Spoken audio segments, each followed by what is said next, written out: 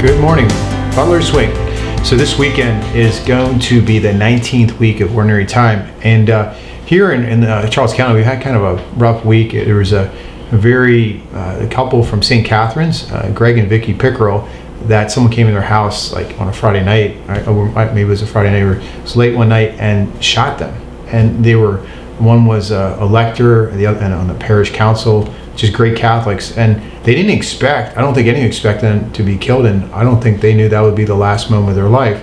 And I really thought about it this week in terms of today's gospel, where our Lord says in the gospel, "Gird your loins and light your lamps, and be like servants who await the master's return from a wedding, ready to open immediately when he comes and knocks." Now, what we're talking about here is be ready for the moment of death. And I think sometimes, many of the saints say the best way to live life is to think about, what happens when we die, and think about, how will we live the last day of our life? If we live that every day, we're shooting for heaven.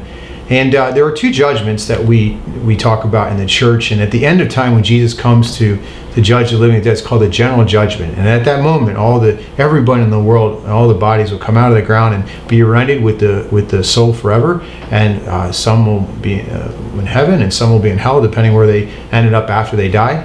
And that happens at the end of time, and the whole world will be judged. But what we're talking about is called a particular judgment. And every one of us, this will be the most important moment of our entire existence.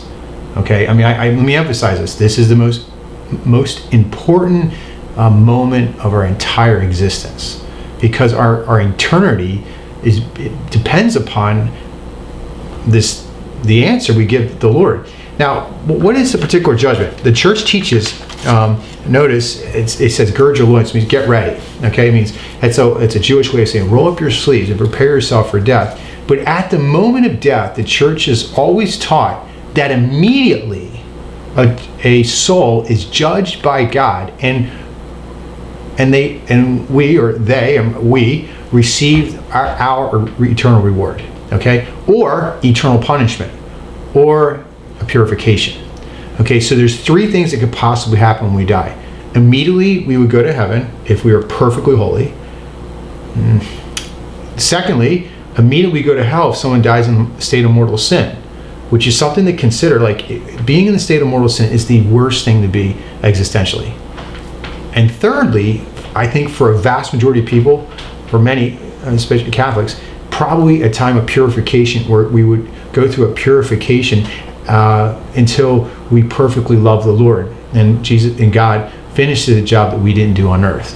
Okay, and that's why our Lord speaks about this little beating at the end, where we have it's a punishment for all the times we didn't love Him, but it's a loving sort of, for lack of a better word, a loving being. So anyway, the bottom line is this: if we were to die today, Jesus is asking us, will we be ready? God bless.